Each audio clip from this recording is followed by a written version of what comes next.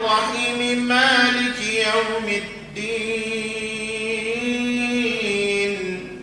إياك نعبد وإياك نستعين اهدنا الصراط المستقيم صراط الذين أنعمت عليهم غير المغضوب عليهم ولا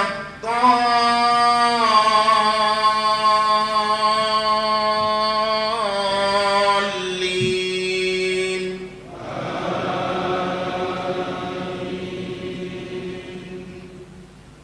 لا أقسم بيوم القيامة ولا أقسم بالنفس اللوامة أيحسب الإنسان أن لن نجمع عظامه بلى قادرين على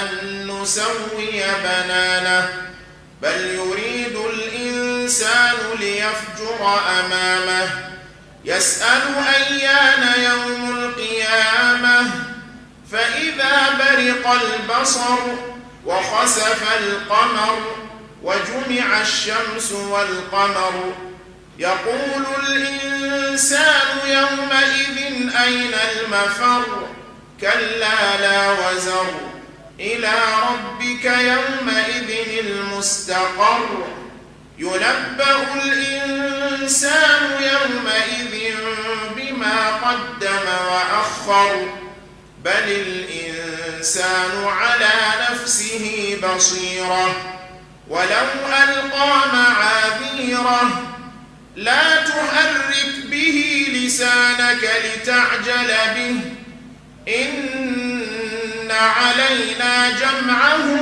وقرآنه فإذا قرأناه فاتبع قرآنه ثم إن علينا بيانه كلا بل تحبون العاجلة وتذرون الآخرة وجوه يومئذ ناظرة إلى ربها ناظرة ووجوه يومئذ باسرة تظن أن يفعل بها فاقرة كلا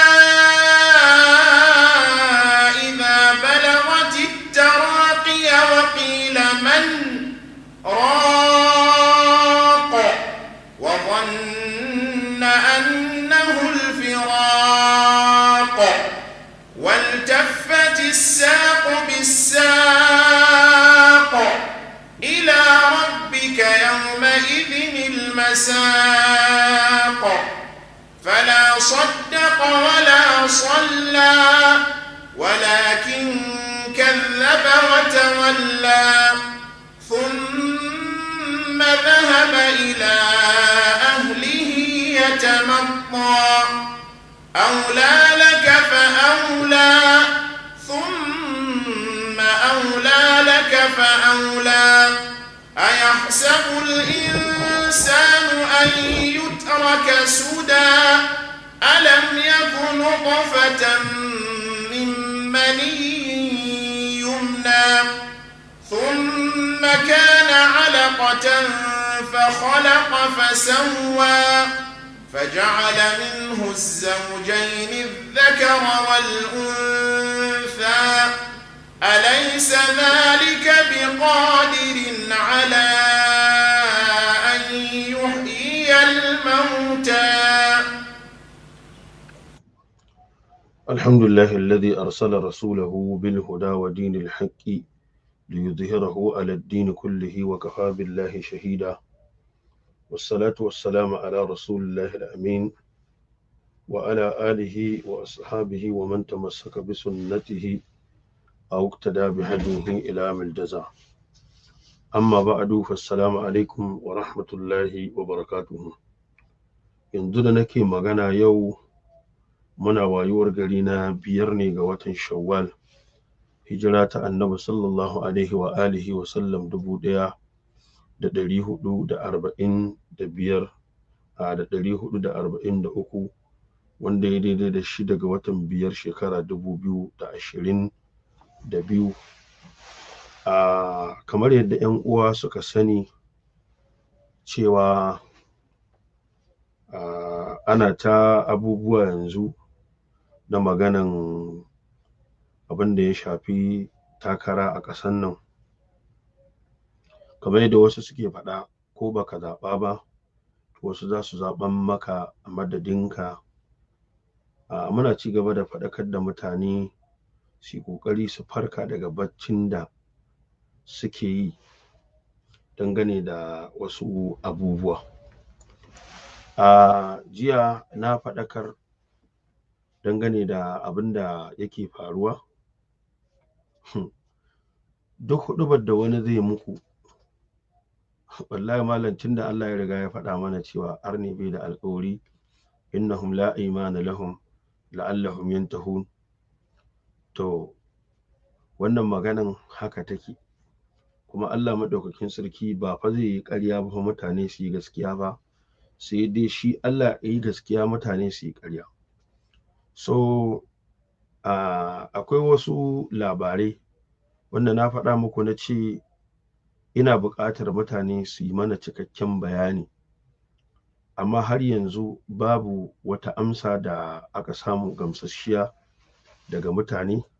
Bari mu tafi mu saurari shehin malami Malam Abubakar Gumi, Allah ya ji kansa, Allah ya yi masa ainihin wato rahama. Bari mu ji abin da malam yake cewa.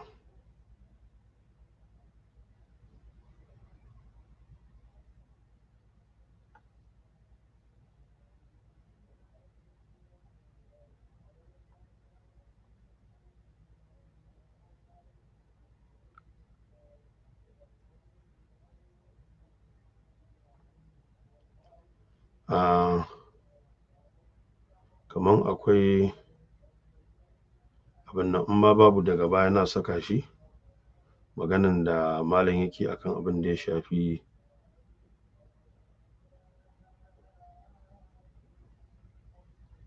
wannan ba iskali ba ne. Na ganin kaman ban saka shi ba, amma zan zo in saka shi in gani. Bai kamata a ce ban saka shi ba, bai kamata ba.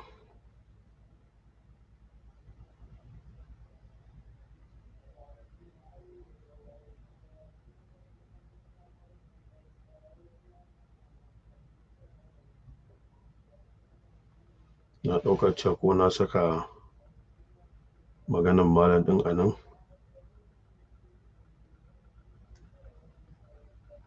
amma dai ba zai zama akwai iskali ba gurin saka abun. Zan saka shi. Saboda haka wannan shine abin da ke tafiya a yanzu dangane da wannan matsala ɗin. Kafin mu zo in saka abin da Malam Abubakar Gumi ya faɗa, jiya na ga wani abu da yake da ban mamaki. Wannan abun kuwa ba wani abu bane, shine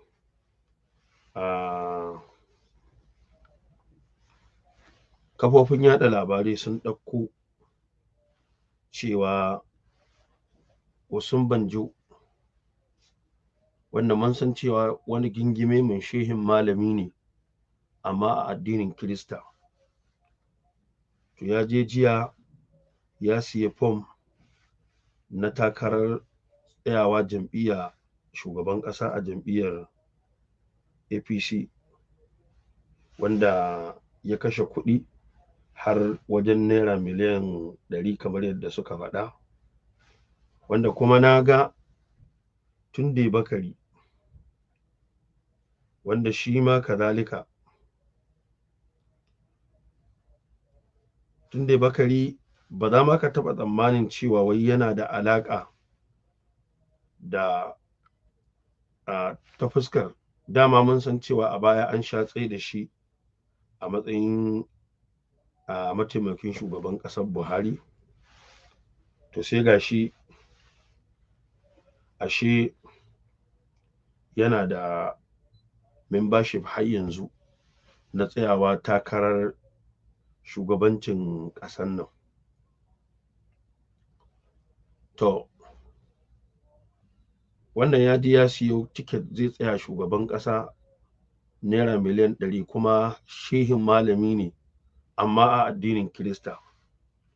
Wannan ma shi ma haka, shi ma shehin malami ne a addinin Kirista. Ka tambayi kanka, dala duk ƙasan nan wani malami kasancewa yana da naira miliyan 100 da zai je isai tiket wanda zai tsaya iya yin takarar shugaban ƙasa, ko yana da naira miliyan 50 da zai iya siyan tiket ɗin da zai yi takarar gwamnan jihar su. Wani malamin addinin musulunci ne ka sani a haka? Wannan ka tambayi kanka. Wani malamin musulunci ne ka sani a haka? Ban ce maka babu ba, amma dai wa ka sani, kuma abin da ka sani shi ya kamata kai magana a kansa. Abin da duk baka sani ba to bai kamata kai magana a kansa. To yau Allah ya kiyaye, da yanzu iri na yanzu zai fito da naira miliyan 50 in sai tiket ɗin takarar gwamnan jihar da nake, in ce zan fito takarar gwamna, ina rantse muku da tsarkin mulkin sarkin da itse da sama ba tare da ginshiki ba, wallahi watakila yau al'umman mu da labarin za ta tashi sai ta cika social media a kansa. Farko ma inda tuhumar za ta fara tasowa, ina na samo naira miliyan 50, shine magana ta farko. Sannan ku gane cewa duk wanda yake da damar da zai iya cire naira miliyan 50 ko ya ciro naira miliyan 100 da sunan bari ya sai tiket don yi takara, to ku gane cewa yana da abin da mafi karanci ka ce 10 wannan ko abin da ya sama. Wannan shine kaɗan daga cikin abin da yake wato tafiya. So a wani ƙaulin sai na ga an ce tsohon gwamnan jihar Kano kuma sanata a yanzu, wato Kabiru Gaya, shine wanda wai ya siyawa mataimakin shugaban ƙasa na yanzu Osinbajo tiket ɗin takara har naira miliyan 100. To mutanen Kano su tambayi tsohon gwamnan jihar Kano kuma sanata a yanzu shi Kabiru Gaya. Wataƙila in ka tara malaman jihar Kano kaf a tsawon lokacin da ya samu dama, wallahi tallahi bai iya wa malaman jihar Kano hidima ta naira miliyan 100 ba. Wanda gaskiya dokin karfe su naga sun buga cewa wai shi tsohon gwamnan jihar Kano sanata kuma a yanzu Kabiru Gaya shine wanda isiyawa Osinbajo tiket ɗin da zai yi takara har naira miliyan 100. Naira miliyan nawa? 100. To jama'ar Kano su tambayi kansu, yau ba wai a siyawa wani malami tiket ɗin takara ba, a'a, naira miliyan 100 da zai tattara ta ya ce bari ya zo ya taimaki malaman musulunci da ita, ina rantse muku da Allah abin sai ya zama abin magana ga wasu. Yau inda Malam Isa Ali Fantami ne, ku duba ku gani, wannan shi gare yanzu yana mataimakin shugaban ƙasa, wancan kuma Tunde Bakari bai ma taɓa riƙe wani mukami na gwamnati ba ko minista ko wani abu. Yau da Malam Isa Ali Fantami ne ya fito da naira miliyan 50 a jihar su, ya siya tiket ɗin takara ya ce zai tsaya gwamna, ko ya fito da naira miliyan 100 ya siya tiket ɗin takara ya ce zai fito shugaban ƙasa, ina rantse muku da Allah da yau daga jiya zuwa yau wallahi ba abin da zai tarandirin a social media kamar wannan labarin. Amma da yake waɗannan malaman addinin Kirista ne, kaga kowane matsiyaci wal murjifuna fil madinati ɗan tsugudidi ɗan gutsuru tsoma duk sun ja bakin su sun yi shiru. to shi yasa na faɗa muku nake cewa idan kuka ga mutum yana cewa bai kamata malaman addini su shiga siyasa ba addinin Kirista yake nufi ba, addinin musulunci yake nufi, shine babbar damuwa. Bari mu saurari Malam Bubakar Gumi, mu ji Malam Bubakar Gumi me yake faɗa, dattijan arziki, Allah ya ji kansa, Allah kai masa ainihin wato rahama. Bari mu ji abin da malam yake faɗa. Allah madaukakin sarki ya samu dace mu gama da wannan duniya ainihin wato lafiya. Ga abin da malam yake cewa. Ga sallah haka ne, domin wato da siyasa ake, wato abin da nake cewa wato siyasa ta yi muhimmanci bisa ga sallah haka ne, domin wato da siyasa. Kun ga abin da malam yake nufi da siyasa, yana nufin samar da shugabancin da zai jagoranci mutane wanda za a kwatanta adalci na musulunci. Abin da malam yake nufi kenan, wanda a huɗuba ta idi mun yi magana cewa wannan kalmar ta siyasa asali kalma ce ta addinin musulunci wanda wasu suka shawwaha ta har sai ta koma kaman ba ta musulmai bace, aro ta suka yi. Bari mu ke shugabanci. Bari yi muku misalai waɗanda za ku iya ganewa. Kowane gari, babban gari ne ko ƙaramin gari ne, sarkin garin nan ko hakimin garin nan ko dagacin garin nan ya fi liman daraja ga idon mutane. Bannar da yake iya hanawa liman bai iya hana ta. Kun ji, idan mutum yana da shugabanci a gari, ga malamin addini da bai da shugabanci a hannunsa, to abinda wanda yake da shugabanci zai amfani da shi ya hana. Idan karantarwa kawai kake ba za ka iya ba. Kuma wancan faston da muka sa ai kun ji ya ce banda karfin Allah in ka cire bai san wani karfi da yake da shi ba irin na siyasa, tunda ya taba yin dan majalisa a matakin jiha a jihar su. Bari mu siyasa ta yi muhimmanci ko ba ta yi ba. Bayan haka nan siyasa babba wannan ta gwamnati. Idan musulmi suka ce ba ruwanmu da siyasa, suka ki jefa ƙuri'a, haka kafirai suka rinjaye su suka amshi shugabanci. To shi kenan duk arzikin ƙasa sai a yi amfani da shi wajen kafirci. Musulunci bai da rabo ciki, saboda haka ko kamin a jima musulmi tun da babu mai buɗa musu makarantun ne, ba mai buɗa musu hanyoyin da za su gyara masallatayyansu, ba mai buɗa musu hanyoyin da za su gyara addininsu, sun komo laborori sun manta da addinin. Saboda haka wato sallar ma ko da sun dungura ƙasa ba san yadda take ba, babu ta. Kun ji abin da malam ya faɗa. Kenan manufar malam na mutanen mu su tashi su shiga siyasa don su yi amfani da ita su taimaki addinin su farko awwalan, saniyan saunan kuma su taimaki al'umma su ta yadda 70 cikin 100 na kuɗaɗen da ake samu a tafiyar da addini daga gwamnati ke fitowa, 30 ne ke fitowa daga ɗaiɗaikun mutane. Amma yau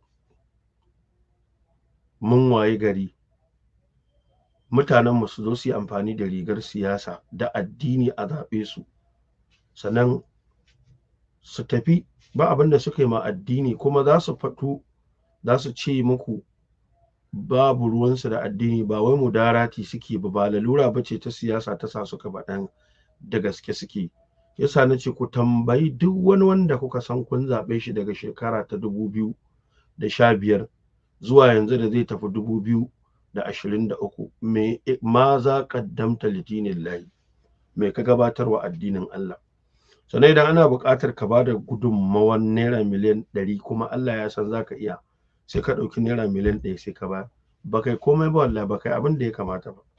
Ku duba abin da Malam Bubakar Gumi yake faɗa cewa in aka yi amfani da mukami na gwamnati,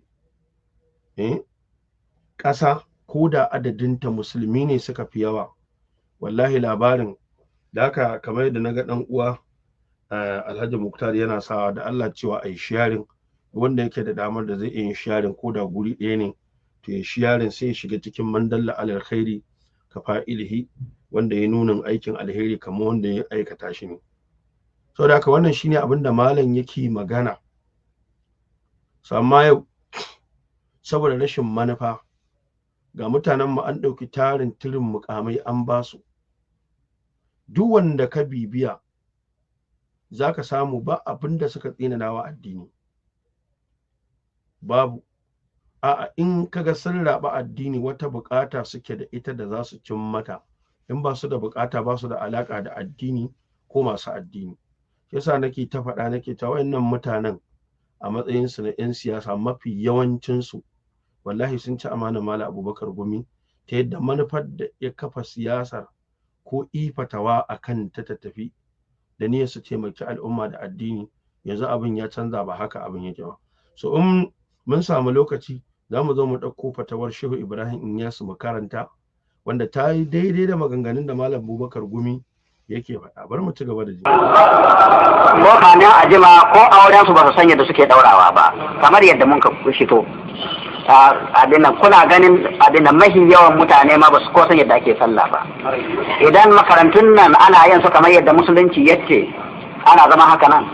Yanzu manyan mutanen nan waɗanda sun ka zama manyan mutane ko kaddara ilimin nan nasu da ilimin addini ne yanka koyar da su da azu waliyai ne. Amma da yake an bi wata hanya da su kuɗi bai da sun ka komo, su ne ke faɗa da addini. Ko ba haka ba. In wato abin nan shugaba musulmi ne ya shirya hanya ta koyar da addini, duk ƙasa sai ta koma musulma. In kafiri ne ko ƙasan nan don musulma ne, kamin a jima duk ya juyar da su sun bari. Ba wannan ba, ko ga ƙuri'a ka ce bari in jefa ma kahiri wannan ƙuri'a, wannan kalma ce bari in jefa masa ta mai da kai kahiri. Wannan maganar ta malam tana buƙatar tafsiri. Duk mutumin da ya ce bari ya zaɓi wanda ba musulmi ba da niyyar wanda ba musulman ba ya samu dama in murƙushe addinin musulunci, to wannan ƙaulen wahidan fita addinin musulunci ne. Amma wanda ya je ba da wata manufa ma, to har yanzu dai goyon bayan wanda ba musulmi ba akan musulmi shi ma yana da tashi matsala. Wannan shine tafsilin da zamu yi a nan gurin. Domin ka yarda kafirci ya hawa kanka. Domin ka yarda kafirci ya hawa kanka. Da haka in ka je ka zaɓi wanda ba musulmi da ƙudurin ka yarda kafiri ya samu dama ya hau kan al'ummar musulmi, to Allah subhanahu wa ta'ala ya kiyaye. Bari mu in baka yi sallah ba, sallan nan kai ɗai ta shafa ko gidanka bata shafa ba, amma wannan ƙuri'a da ka je hadu ta sa cikin ƙasa ku duk ciki. Kun ga muhimmancin shi? To bayan haka nan farko lokacin Annabi sallallahu alaihi wasallam, lokacin sahabbai, wato sun san sallah, sun san muhimmancinta. Kuma don a nuna muhimmancin wato abin nan siyasa, Annabi ya ayyana musu liman, ya ce Abubakar liman tun da ransa, don kada a walakanta sallah, domin hankalin mutane ya fi fahimtar siyasar. Sai don muhimmancin sallah ya ayyana musu liman, ya ce Abubakar shi sallah da mutane. Bayan haka nan, bayan kaurar shi ta aka tawar kace to shugaba fa, kun ga fada tashi tsakanin sahabbai, inda don sallah ne ba a fada, wanda duk an kawa shi kenan. Amma wato siyasa sai ta tashi sa fada, sannan suka ce to ga wanda an ka zaɓan muna don sallah don ba mu yarda da harkar duniya gare shi. Domin inda an naɗa wani wanda ba Abubakar ba, shi kenan yana yarda Abubakar ya ci gaba da sallah, sai ya amshe. Ashe kun ga kenan siyasa ta fi ƙarfi. Kuma ko da abin nan, ko da shugaban yaki an kafa an kace wannan amirul jaishi, shi amirul jaishi din nan shi ke limanci. Na taba abin nan mun cikin cikin tarihin da muke karatu ran Lahadi ne, ran Alhamis, ran Lahadi muke karatun hadisi, abin nan, ran Asabar tarihi. Mun karanta inda Annabi sallallahu alaihi wasallam ya sa Abu Sufyan ya zama amirul jaishi, bayan ya musulunta, yana sabon musulunta ma. Cikin yakin nan akwai Abubakar, akwai Umar, ya tafi da su zuwa ƙasar Sham. Ba shi ne kilimanci ba, ga Abubakar ciki, ga Umar ciki, ga sauran manyan sahabbai suna biyan sa. Wannan bai nuna har kuma sun ka ga abubuwa da yawa waɗanda sun ka ba su yarda ba. Abin nan Abubakar ya ce ma Umar kyale shi tunda Annabi ya aba shi akan mu, janaba ta same shi bai wanka ba, ya hana su hura wuta da dare. Abin nan da aka komo suka ƙara shi wajen Annabi, suka ce gashi mun shiga cikin sanyi mai yawa, muna son hura wuta ya hana mu, sannan kuma janaba ta same shi ya sallah da mu bai yi wanka ba, ya yi taimama.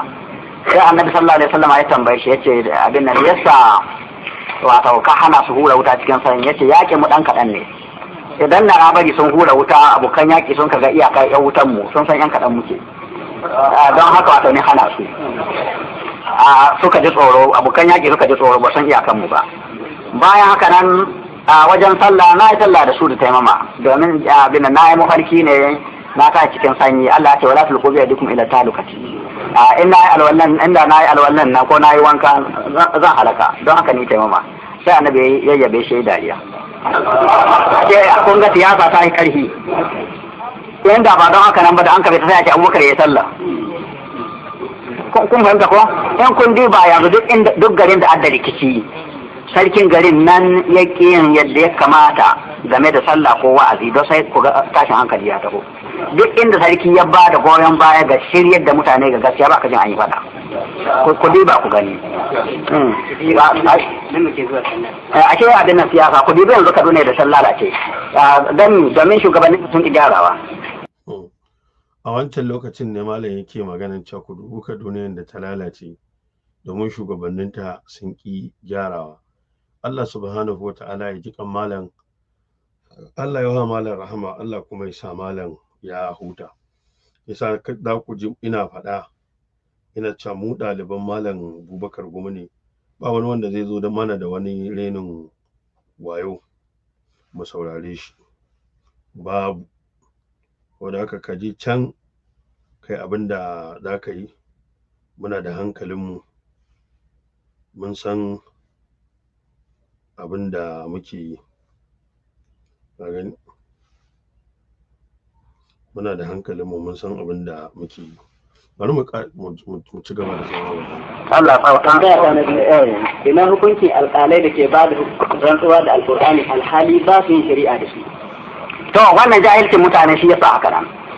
Radda mutane sun kai wayo suka san ba shari'a sai da Qur'ani.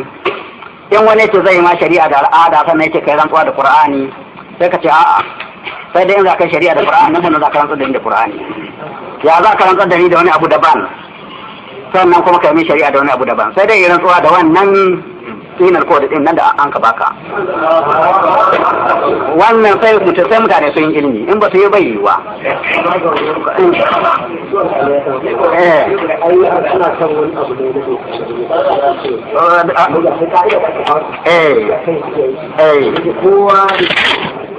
akan yake sun gwamnati akan wannan ka'ida sai ko da kure ne akan zai ya fi yawa a ce kenan ka'ida gwamnati ce don me gwamnati ta yi haka nan don ta san musulmi ba su magana yayan su inda musulmi sun sani yana yiwa a to shi ne ai ilimi ba ga alƙalai yake ba yawa ga abin nan ga duk musulmi gaba ɗaya ke ga jahilcin kadda ya rufe kasa kun hanga ko kaddara yan to kun ji abinda Malam Bubakar Gumi ya faɗa. Allah subhanahu wa ta'ala ya ji kan malam, Allah kuma ya wa malam ainihin wato rahama, ya kuma sa malam ya huta. Don haka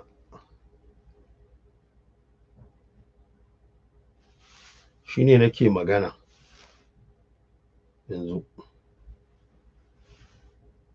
cewa wanda suke cewa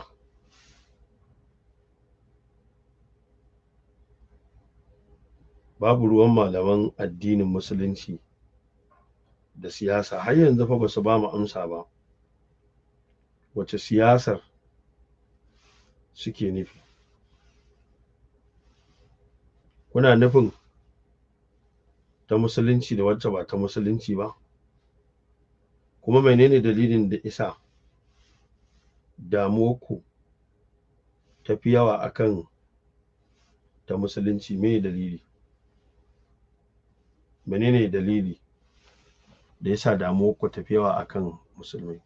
Saboda haka wannan bidiyon da muka zo muka kunna muku da wancan faston da yake faɗan plan ɗinsu da kuɗinsu, wallahi kar ku ɗauka cewa wai idan yanzu ba su yi nasara ba a wannan karan shi zai sa plan ɗinsu su fara. A'a, suna iya barin tsarin da za su gadar da shi ga mutanensu ta yadda ko sun ba tafi waɗanda za su zo baya za su tabbatar da cewa sai sun yi ƙoƙarin yin wajen wannan aikin. Wannan shine abin da ke faruwa. So yanzu na ga ƙungiyoyi wajen guda 170 da wani abu da su ne suka tara wajen naira miliyan 50 suka sewa Baba Gana Zulum tiket ɗin da zai takarar gwamna a jiharsa. Wannan kuma ƙalubale ne ga ragowar 'yan siyasu wajen su tashi su tsaya a su yi abin da ya kamata. So yanzu wannan na faɗa na ce ina munafukan 'yan siyasa, don akwai wanda ake samu a cikinmu da ka ji sun fito suna taɓaɓatu kuma kullum tsoro suke ji na malaman addini kar su yi alaƙa da harkar siyasa ta yadda ba sa so a kwatanta wani abu na adalci don a gane cewa sun ma al'umma ba daidai ba. Wannan shine abin da suke jin tsoro zuwa yanzu haliyan. Saboda haka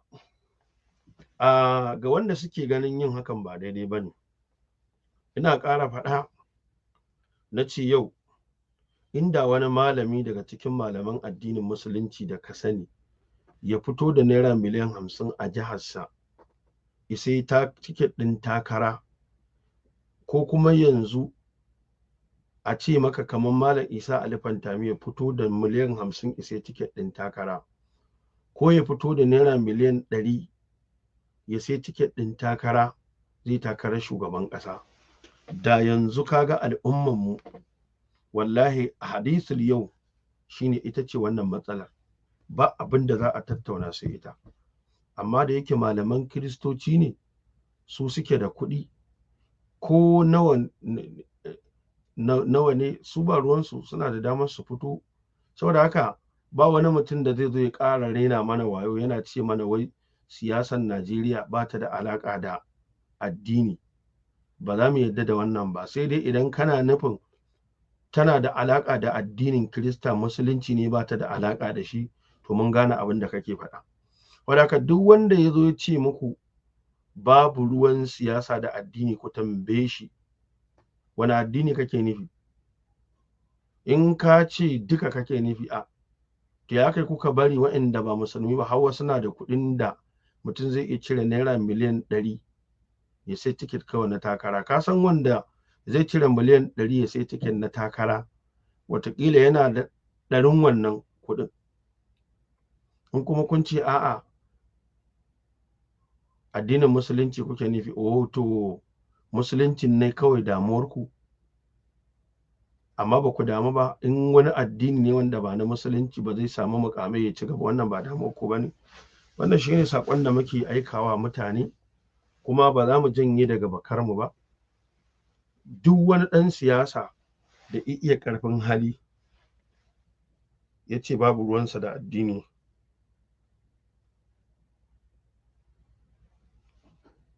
to kuma ba ku daure ku ƙarfin hali wallahi ku ce babu ruwanku da shi. Kuma na faɗa muku kowane ɗan siyasa yanzu da zai tafi ku tambaya da me suka gina na addini. Wasu gurin ma saboda renin wayo da suka samu dama, kaga mutum zai tafi yana tunanin bari ya kawo matarsa ta riƙe kujerar sanata kaza, bari ya kawo ɗansa ya riƙe kujera kaza, bari ya kawo wansa ya riƙe position kaza, bari ya kawo ƙaninsa ya riƙe kaza. Shi yasa ina kira zuwa ga samari matasa, kun ga an bakku babu karatu. Na yi maganan nan a gurin tafsiri, kai yanzu ka zama ɗan bangan wannan, in ba kai sa'a ba haka za a kashe rayuwar ɗanka ta fuskar mutanen da za ka zaɓa. Idan ba ku yadda kun tsaya an zaɓi mutanen kirki ma, ɗanka kuma ya taso ya zama ɗan bangan ɗansa. Shi yasa za ku ga yanzu kowa kawai nashi yake ƙoƙarin ya kafa, wanda yake ganin watakila in ya tafi zai rufa mai asiri. Haka wasu guraren saboda sun samu dama za su yi amfani da ƙarfin gwamnati da kuɗin gwamnati. Zai ɗauko matarsa ya kawo ya dasa muku a kujera kaza, zai ɗauko ɗansa ya kawo ya dasa muku a kujera kaza, ko kuna so ko ba kwa so, ko kun zama 'yan bangan su haka suke so, kuma 'ya'yan da za ku haifa su ma 'ya'yan su zama 'ya'yanku su zama 'yan bangan 'ya'yansu.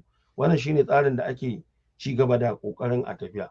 Amma in Allah ya sa al'ummar mu ta gane, mutane suka gane, to da izinin Allah za mu samu sauƙin waɗannan abubuwa. Sannan ba da daɗewa ba insha Allah za mu zo mu fara gayyatar malamai don tattauna waɗannan matsaloli wanda insha Allah mutanen da ban yi musu magana ba amma zan yi ƙoƙari in yi magana da su. Akwai mutum biyu da nake tunanin ya kamata mu fara tattaunawa da su. Akwai barista Ishaq Adam daga Kano, sannan akwai ɗan uwa Malam Abdulmutallib. Insha Allah in nayi magana da su zan zo mu sa lokaci mu tattauna da su ta irin wannan hanyar farko dan mutanen mu su san ina muka fito yanzu a harkar siyasa, a ina muke, ina kuma muka dumfara yanzu. Akwai hallu makarat ko babu. Allah maɗaukakin sarki ya tsare mu ya kuma tsare mana imanin mu. A haka ba zan tsawaita bayani ba.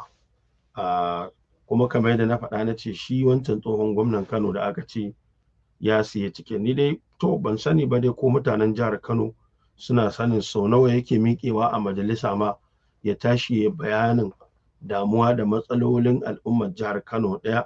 Sannan kuma sai ku bincika ku gani ya taɓa samun lokaci ima al'umma hidiman naira miliyan 100 ta jihar Kano lokaci ɗaya, wanda bai iya wannan ba amma yana da damar da zai iya cire naira miliyan 100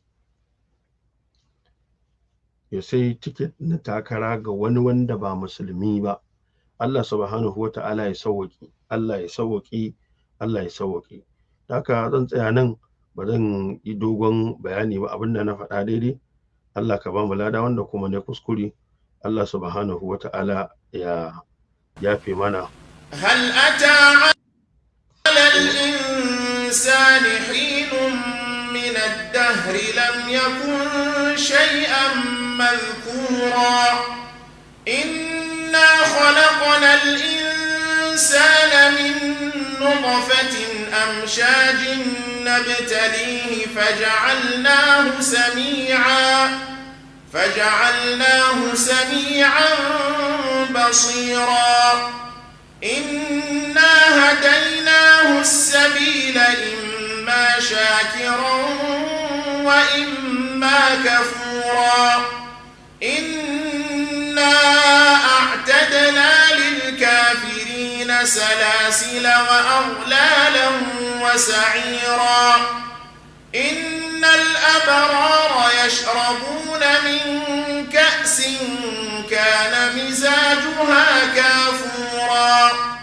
عينا يشرب بها عباد الله يفجرونها تفجيرا.